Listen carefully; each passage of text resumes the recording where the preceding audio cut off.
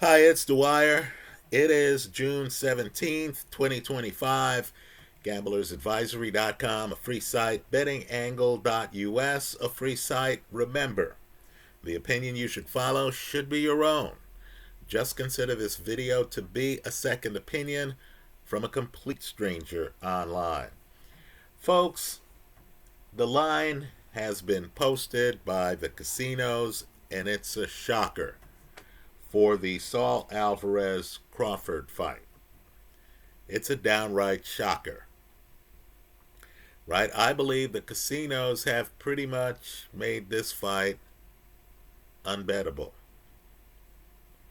right? Let's talk about the 5 reasons why I think Canelo wins. Then we'll talk about the odds. First, there's weight, right? Crawford's fought once above 147. Crawford's last stoppage was at 147. Canelo, undisputed at 168, is a former champion at 175. Incumbency. Folks, they're fighting for four of Canelo's titles. You have to beat the champ to take his belt, right? If it's a photo finish and your name is not Ray Leonard, they're not going to give it to you, right? The venue. Well, they've solved that now. The fight will be in Vegas. When you're fighting Canelo in Vegas, folks, it's uphill. Okay? It is uphill. I went to Vegas. I was at the Monte Carlo, it was called at the time. They've changed the name since then. It wasn't even at the fight. It was at some screening of the fight, right? So I had paid money. I'm there with my girl. We're standing up. People are jumping up and down. You could barely see the screen. And let's just say, I believe it was Canelo against Shane Mosley. And hardly anybody in the venue was cheering for Shane Mosley. I mean, hardly anybody, right? It was a Canelo crowd. The holiday. This is an independent reason. Folks, it's a Mexican holiday. You and I know that, you have a lot of judges who are influenced by the crowd, right? You're going to have a lot of people celebrating the Mexican holiday in Vegas, and then they're going to find out that there's a fight in Vegas. And they'll say, hey, let's go to some casino and let's go to one of these screenings and let's watch it, right? I'm just telling you that judges are influenced by the crowd. I believe there's certain things called location fights. Joe Parker fights Andy Ruiz. That same fight happening in America would have been awarded to Andy Ruiz. It happened in New Zealand, right? The crowd was going crazy in New Zealand for Joe Parker. They weren't going crazy for Andy Ruiz, even though it was a title fight, even though Ruiz earned the shot, right? You're talking about a Mexican holiday. That's going to further help Canelo, right? Judges are going to hear the crowd screaming every time Canelo comes within 2 inches of Crawford. Canelo's going to have the advantage. Finally, there's a 5th reason. No one wants to talk about it or admit it in boxing, right? I don't care what people want to admit. If you're betting, you need to think about this. Who's the box office king in the ring? Right? You understand. I mentioned Ray Leonard earlier, right? You understand that these box office kings, it's understood they've watered a lot of plants. They've helped a lot of people get paid. You know who the promoter wants to win the fight, right? You know who's delivered. You know who has the fan base. So whether it's Manny Pacquiao, right? And let's not kidding ourselves. If that Pacquiao Mario Barrios fight is close, People are going to know that Manny Pacquiao is one of the biggest names in boxing. Right? They're just going to know that. Juan Manuel Marquez, right? Hall of Famer. I don't think I've seen Marquez lose to Manny Pacquiao. Right? But understand, Marquez understood. He's fighting a box office king. Right? Manny Pacquiao got the close decisions, didn't he? How did Marquez finally end up winning a fight? He had to drop Manny twice. He had to knock Manny out. The box office king here, folks, is Canelo. Canelo has several fights that are at least as big as Crawford's biggest fight, which was his fight against Errol Spence. Right, folks? That's a Tuesday afternoon for Canelo. Right? You're a judge. The cash cow is giving as good as he's taking. Your scorecard's going to be leaning toward him, especially when he's the incumbent. Right? The line right now is shocking. That's the only way I can put it. Believe it or not, Canelo, in a fight against the guy whose last fight was at 154. Right? Ask yourself what the line would be if Canelo was fighting a Murtazaliev or a Tim Tszyu. Right? Just ask yourself what the line would be. Folks, believe it or not, Canelo's less than a minus 200. They're telling you that if these guys fought 3 times, Canelo would win less than 2 of the 3. That's shocking. That's shocking. Canelo's going off at a minus 175. The casinos are giving a guy who last fought at 154 and did not get a stoppage. His last stoppage is at 147 against Errol Spence. How long ago was that fight? They're giving Crawford a 40% chance of winning this fight. Crawford's going off at a plus 150. Plus 150. Let's talk about the news, too. Let's talk about the Crawford side. The argument for Crawford is that he has a blueprint on how to beat Canelo, doesn't he? That blueprint is the Dimitri Bivol fight. And if you look at Crawford when he fought Victor Postal, you realize that Crawford has those skills. Right? Bivol beat Canelo on his back foot, blocking Canelo's shots and countering him, forcing Canelo to come find him. Right? Landing shots on Canelo, catching most of Canelo's shots on his forearms, fighting tight, but being mobile. Well, Crawford stopped himself. If you've been following the pre-fight, you know that Crawford has actually been sparring with Dimitri Bivol. I'm guessing, and I give Bivol credit, right? I give both guys credit, right? Crawford is leaving nothing to chance, right? I'm sure the guys have talked. I'm sure Crawford is saying, hey, what did Canelo do when you did that? Right? What surprised you about what Canelo did? If you were to fight him again, what lines of attack would you pursue? Right? The fight, and I mean the Bivol-Canelo fight, to me was even more lopsided than the scoring. I believe it took the public about 4 rounds to realize that Canelo was getting undressed. So what does that mean for us? Right? You and I are just gamblers. We want to win here. Right? What it means to me is that Crawford only has one path to success here. Just one. Right?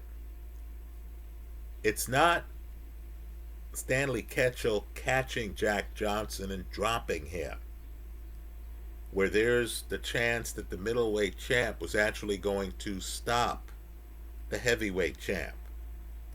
I don't believe a stoppage here is possible, because Canelo has fought Mosley, he's fought Cotto, he's fought Kirkland, and that Kirkland fight's a shootout, folks. He fought Golovkin 3 times, he fought Munguia, he fought Berlanga, he fought Kovalev. How many big punchers has Canelo fought and not hit the canvas? Right? Canelo's defense is too good. Canelo's head movement is too good. Let's face it too, Canelo is not going to come out left-handed for the first 2 rounds like Marvin Hagler did against Ray Leonard. I think Crawford has no shot at a knockout. I think Crawford's only chance of victory is to win by decision.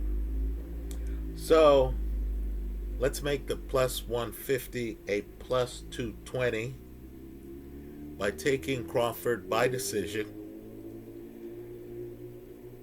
While I believe Canelo wins the fight, I can't bet it that way because the odds don't allow it. Understand, I saw Crawford hit the canvas in a welterweight fight. Mean Machine landed on him.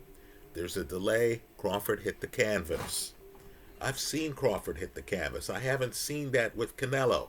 I did see Canelo come close to getting knocked down. Right? Miguel Cotto's brother. Truth is stranger than fiction. Miguel Cotto's brother got a complacent Canelo over by the ropes, hit him, and it looked like Canelo was on the verge of getting stopped. Right? But understand, since then, Canelo has righted the ship. He didn't hit the canvas, unlike Crawford. And then, of course, Canelo has an easier time of it. People will need to figure this out. Fighting punchers, fighting the John Ryders of the world, than he does fighting slick fighters like a Bivol. Understand, Canelo is fighting a one-armed fighter. Right? To me, this is one of this fighter's best moments. He's fighting Callum Smith, who blows out his arm in the fight early. So then Callum Smith, and the only analogy I can come up with is Thomas Hearns against Ray Leonard. Callum Smith, the front foot hunter, suddenly is on his toes dancing, and Canelo couldn't find him for the entire fight. Right? Don't get me wrong, Canelo wins the fight. Smith obviously had a reduced offense. He's, hurt. He's just in survival mode. But understand, that footage is must-watch footage. Right? Because against a guy who didn't have the firepower, only had one arm, Canelo couldn't walk him down. Right? So to me, Crawford is going to come out and he's going to be moving. The bet I like here, and I'm just going on likely outcomes. I believe Canelo wins the fight. But there are times when a gambler has to realize the casino has foreclosed me from betting on that angle. Right? It's foreclosed me. The bet I like is Canelo, minus 175, simply to win. Right, folks? I believe Canelo's been coasting in fights. Because when he fights Jaime Munguia, he knocks him down in the first half of the fight. He knows he's ahead. He knows he's the incumbent. He knows he's the box office king. He knocks down a young guy. He then boxes with the young guy. There's a tacit understanding between the two men that, hey, player, it's not your night. The young guy is just grateful to go the distance against Canelo. Right here, that might not happen.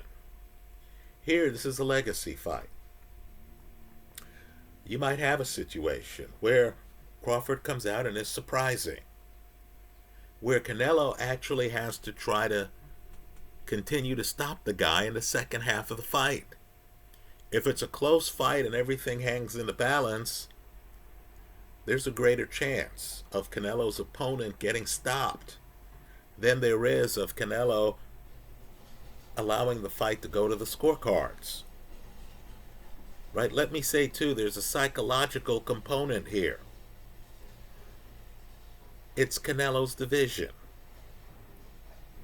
Right? If Crawford looks as good as Ray Leonard looked fighting Hagler, right?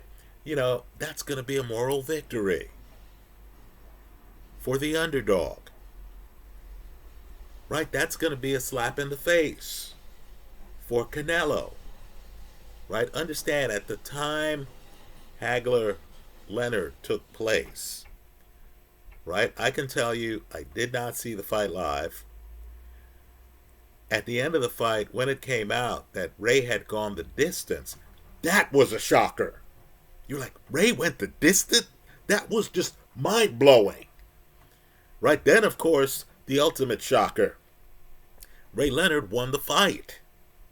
Right? So that was, you know, I would be talking to people. Now, there was controversy on the win, as you could imagine, right? You had press row there, and many in press row thought Hagler got robbed, right? That's lingered to this day.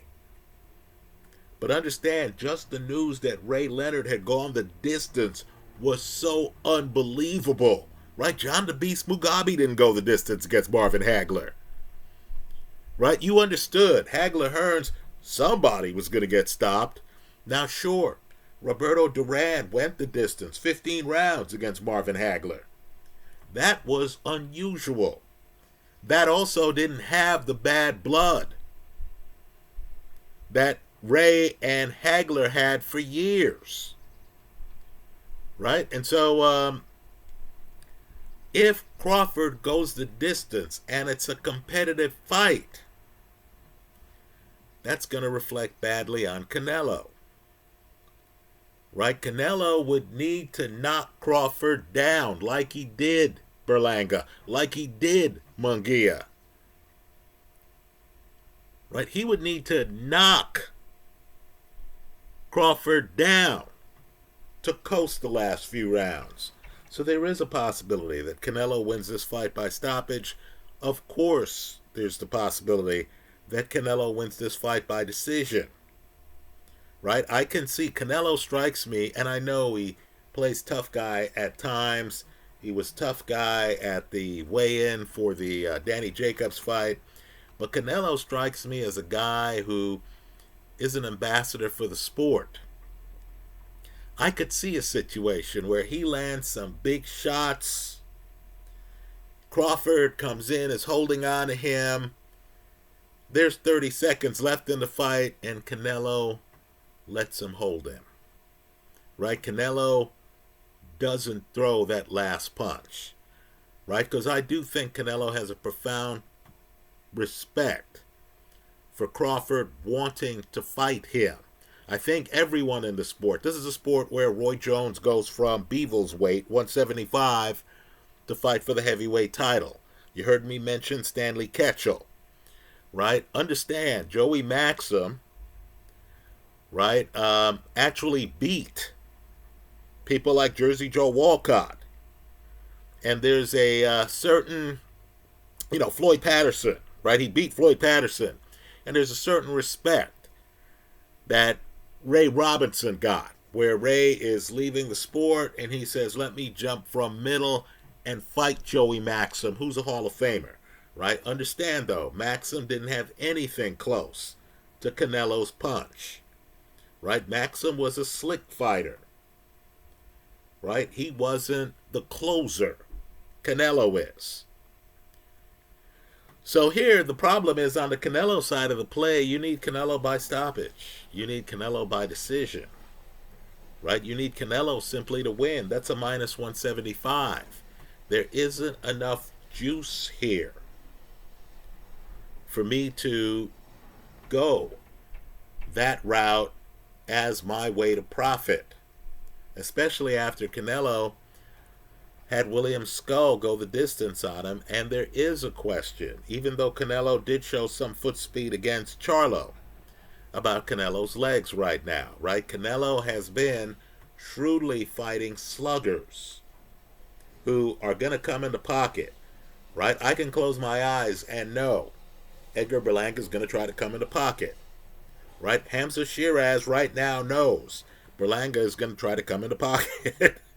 Right? Jaime Munguia, Bruno Saraich knew Munguia is going to come in the pocket. Those are the guys Canelo fights, unless he's fighting a champion he has to fight in order to be undisputed. That's why he ends up in the ring with a mover and Skull. Right? We can debate this. That Billy Joe Saunders fight, I thought Saunders came in early, was pursuing the wrong strategy. But then there's a moment in that fight where Saunders, in my opinion, we can debate it, started to find his rhythm. Right now, Saunders got a little bit ahead of himself. Started to lean over the pocket against Canelo. That's a fatal mistake. Canelo breaks his eye socket with an uppercut. Right? But you saw where Saunders' southpaw stance and movement started to give Canelo problems. You saw Bivol catching Canelo's shots and being adept on his back foot and encircling Canelo. Right? You saw where Bivol reached a point where he was even comfortable up against the ropes with Canelo in front of him. If Crawford does the unimaginable and beats Canelo, it's going to be by decision. That's your best path to profits to me, right? Crawford by decision's a plus 220. Just understand, if I bet $17.50 on Canelo simply to win, I would win $10. If I turn around and I bet that $10 on Crawford at a plus 220 to win by decision, I would win 22 minus the $17.50. I would clear $4.50. Put in a sentence, I expect Canelo to win. But the best play I see on the board is a hedge that breaks even if Canelo wins and gives you a mild return if Crawford wins by decision. But I need for everyone here, let's add a few more sentences. I need for everyone here to understand the risk involved, and it's substantial. If Crawford gets a stoppage, which is what he did at 147 against his nemesis, Errol Spence, right? Those guys were talking for years about fighting. They did fight. And Crawford got the stoppage. Let me point out, too, that fight's remarkable because Crawford dropped Spence early. I believe there was one person in the arena who did not fully appreciate how badly hurt Spence was at that moment. And that was Terence Crawford. I believe Crawford could have closed that fight out earlier. Instead, he let Spence continue fighting, and then he stopped Spence for good later in the fight. If Crawford has studied Canelo films and feels that he can become the first guy to stop Canelo. And if he stops Canelo inside of the distance, you lose it all. That's the risk I'm taking, because the only prop I'm taking on Crawford is Crawford by decision. Understand, because it's a title fight, it's a 12-round fight. Those are my thoughts. Let me hear yours in the comments section of this YouTube video. Thanks for stopping by.